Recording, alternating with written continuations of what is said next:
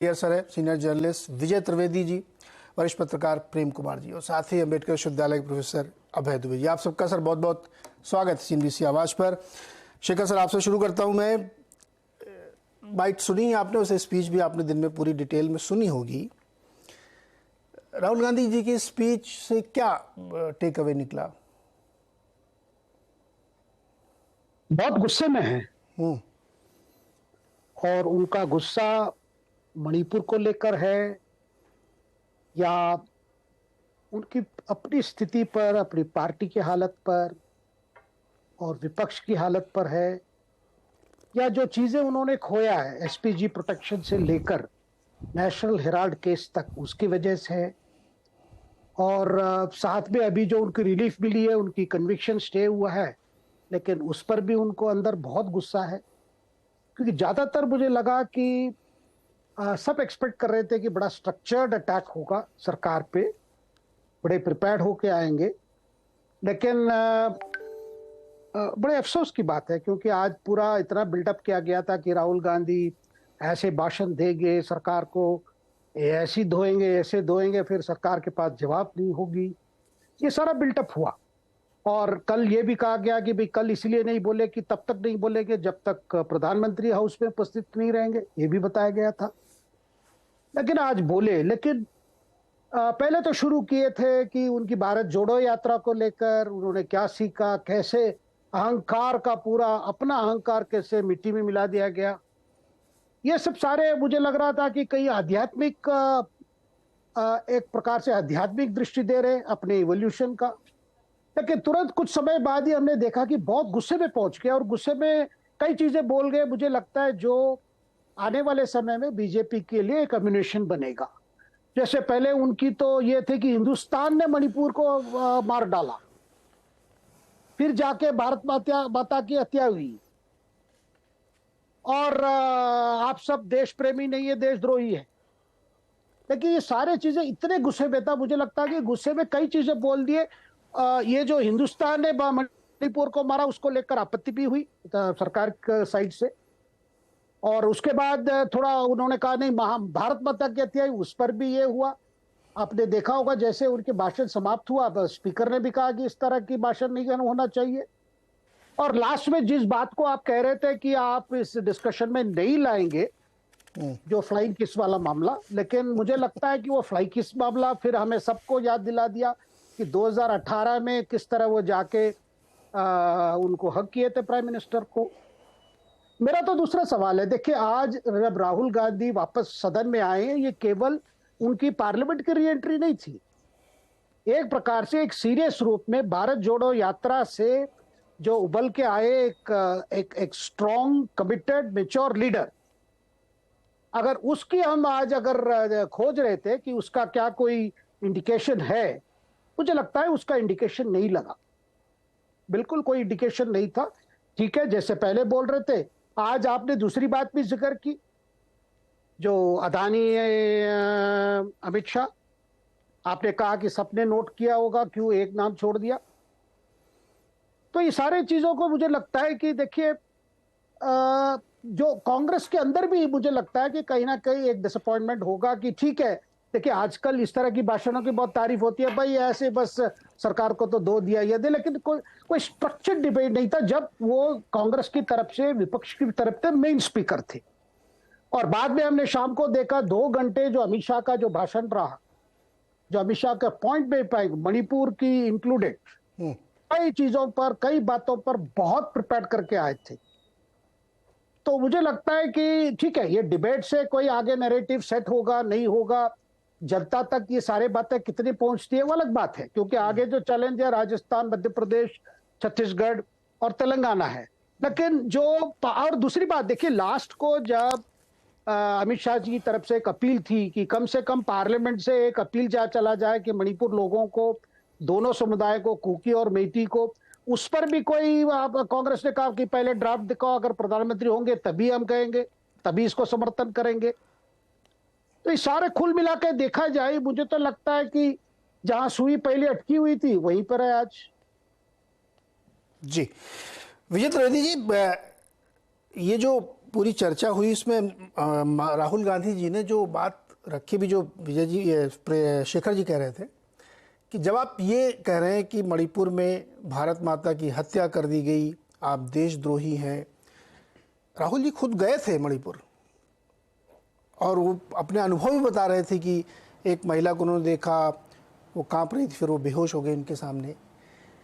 ये built up stories हैं और बहुत संवेदना वाली स्टोरीज़ हैं, लेकिन एक्सपेक्टेड ये था कि आप अपने इस आरोप को तथ्यों द्वारा, डिटेलिंग द्वारा साबित करें। जो आपसे एक्सपेक्टेड, मुझे लगता है गौरव गोगोई ने उससे ज़्यादा डिटेलिंग की थी, उनकी ज़्यादा अच्छी स्पीच थी। तो राहुल जी से जो एक्सपेक्टेशन था कि एक ऐसी स्पीच रखे जिसमें सत्ता पक्ष कटघरे में आ जाए, जवाब देना मुश्किल हो जाए, बट उन्होंने तो बाउंसर दिया, उधर सिक्सर पढ़ते रहे कि आप ये कह रहे, तो लीजिए मैं 3 और बातें आपको बता देता हूँ। आपने क्या पिकअप किया सर? बिल्कुल ठीक बात आप कह रहे हैं, आपका जो ऑब्जर्वेशन है, एनालिसिस है, बिल्कुल ठीक है। और मैं समझता हूँ कि इस तरह के कमज़ोर भाषण, मैं इसको कमज़ोर कहूँगा, और अनप्रिपेयर्ड, जैसे शेखर जी ने भी जिक्र किया, वो भाषण था। एक तो 2 बातें समझने की है कि अविश्वास प्रस्ताव का क्या मायने है, पहली बात। दूसरी बात, अविश्वास प्रस्ताव आपने क्यों रखा। ठीक है, अविश्वास प्रस्ताव आपने रखा जिसके लिए आप पूरे संसद के सत्र के दौरान मणिपुर हिंसा को लेकर बात करना चाहते थे, प्रधानमंत्री का जवाब चाहते थे, पहली बात है। अविश्वास प्रस्ताव होता है सरकार के कामकाज का, लेखा जोखा का कटघरे में लाना, उसको एनालाइज करना। इन दोनों ही बातों पर यदि इमोशनल स्पीच छोड़ दिया जाए, आप कहेंगे कि बहुत अच्छा बोला उन्होंने, भारत माता की हत्या और देशद्रोही और ये सब ठीक है, उनका गुस्सा भी जायज़ है जो, लेकिन बात है कि राहुल गांधी तो खुद गए थे, प्रधानमंत्री नहीं गए। इस बात को वो कैसे साबित कर सकते थे कि वहाँ के जो तथ्य हैं, वहाँ का जो उनका एक्सपीरियंस है, केवल एक महिला के बेहोश हो जाना जो है ना, वो इमोशनल स्पीच है, वो संवेदनाएं कहीं कहीं टच करती होंगी। लेकिन मणिपुर में क्या हुआ, क्या नस्लीय हिंसा हुई, क्या सरकार ने क्या सरकार ने नहीं किया, क्यों चीफ सेक्रेटरी को बदला, क्यों चीफ सेक्रेटरी को नहीं बदला गया, या डीजी को बदला गया लेकिन चीफ मिनिस्टर को क्यों नहीं बदला गया। अगर चीफ सेक्रेटरी रेस्पॉन्सिबल है, डीजी रेस्पॉन्सिबल है, तो चीफ मिनिस्टर क्यों नहीं है रेस्पॉन्सिबल। और उनको एनालाइज करना चाहिए था कि चीफ मिनिस्टर को क्यों नहीं हटाना चाहती भारतीय जनता पार्टी, और इसका नतीजा क्या होगा। क्या मेतेई और जो कुकी के बीच की जो दीवार है वो बढ़ेगी, क्या उसमें जो दरार है वो बढ़ेगी, इस सब का जिक्र उनको करना चाहिए था। और क्या हुआ, कुकी ग्रुप के साथ क्या हुआ, मेतेई के साथ हिंसा में क्या हुआ, लगातार क्या होता रहा है। और जो बार बार भारतीय जनता पार्टी आरोप लगाती रही कि कांग्रेस सरकारें जब रही है तब भी उसी का नतीजा रहा, उस सब पर पूरे विश्लेषण के साथ राहुल गांधी को आना चाहिए था, पहली बात, जिसका जिक्र उन्होंने किया नहीं। मुझे कोई परेशानी नहीं है वो किसको देशद्रोही बोल रहे हैं, किसको देशभक्त बोल रहे हैं, दैट्स नॉट माई इशू। लेकिन क्या आप ये साबित कर पा रहे हैं, क्या ये नैरेटिव आप बना पा रहे हैं कि प्रधानमंत्री या मौजूदा सरकार या होम मिनिस्टर देशद्रोही हैं, उन्होंने भारत माता की हत्या की है, हिंदुस्तान की हत्या की है। शब्दों के चयन पर भी अलग से बात हो सकती है, लेकिन मैं उस पर नहीं जा रहा क्योंकि राजनेता अपने अपने, और अभी तो वो शब्दों के चयन से ही निकल कर आए हैं। जो सारा केस था, जो सदस्यता गई, वो सारा मामला ही सदस्यों शब्दों के चयन का था।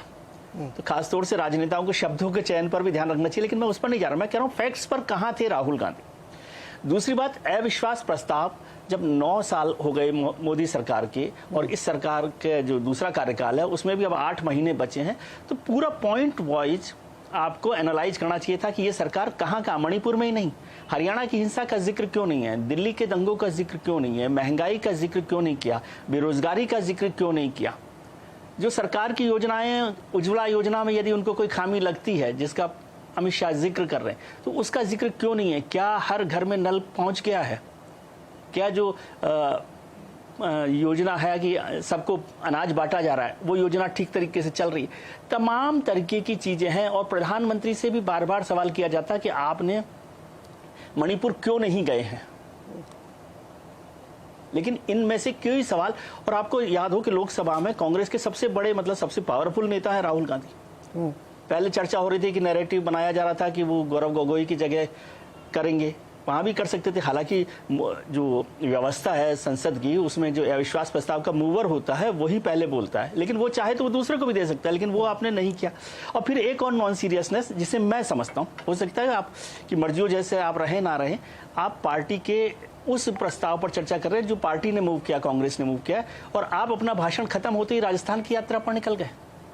आप प्रधानमंत्री पर सवाल कर रहे हैं कि संसद में नहीं रहते, आप होम मिनिस्टर पर सवाल कर रहे हैं कि संसद में नहीं रहते, और आप उस बहस के दौरान सदन में है ही नहीं, और अपना भाषण खत्म होते ही आप राजस्थान की यात्रा पर चले गए। आपको सुनना चाहिए था कि होम मिनिस्टर क्या कह रहे हैं, उसमें आपको जो ऑब्जेक्शनेबल लगता, जिस पर आपत्ति हो सकती थी, उसकी चर्चा करनी चाहिए थी। अब पार्टी का कोई लीडर ही वहां नहीं है, जो होम मिनिस्टर 2 घंटे बोल रहे हैं, जो स्मृति ईरानी बोल रही हैं, तमाम लोग बोल रहे हैं। आप सोचिए, होम मिनिस्टर ने जो सवाल नहीं किए गए उन सब सवालों का भी जवाब उन्होंने दिया है, क्योंकि उनके पास ये मौका था अपने सरकार के कामकाज का लेखा जोखा देने का जी। और उन्होंने 4 साल की बात नहीं की, उन्होंने 9 साल की बात कर ली। वो राजनाथ सिंह तक का भी जिक्र करते रहे। तो ये अविश्वास प्रस्ताव इतना बड़ा, और ये तो साफ था कि सरकार गिरने वाली नहीं है, सरकार को कोई खतरा नहीं है, इसमें फिगर में कोई फर्क नहीं है। 360 से ऊपर का नंबर आएगा यदि मत विभाजन हुआ तो सरकार के पास, उनके पास 150 से कम ही होगा या 150 होगा, जो भी होगा, लेकिन वो इतना बड़ा अंतर उसमें रहेगा। तो सरकार गिरने वाली नहीं है। यदि आपको ये होता है कि भाई सरकार तो गिरा ही देंगे तो ठीक है, पर सरकार तो गिरी नहीं है। आप देखें 27 अविश्वास प्रस्ताव हुए, उसमें से एक भी बार सरकार नहीं गिरी है। एक सरकार जो गिरी मोरारजी देसाई की, वो बिना वोटिंग के, बिना उसके गिर गई। तो इसलिए अविश्वास प्रस्ताव से सरकार गिर ही नहीं रही। तो कम से कम आप सरकार को कटघरे में तो खड़ा करते। और जब नीरज जी इस बात का जिक्र कर रहे हैं कि 2024 का कोई नैरेटिव, कोई मैसेज मिला है, क्या आपको विपक्ष की तरफ से या राहुल गांधी की तरफ से कोई नैरेटिव लग रहा है कि भाई इस नैरेटिव को लेकर कांग्रेस अब 2024 में चले जाएगी कि देखिए हमने ये स्पॉट खड़ा कर दिया? जी, अय्यर सर, एक छोटा सा जवाब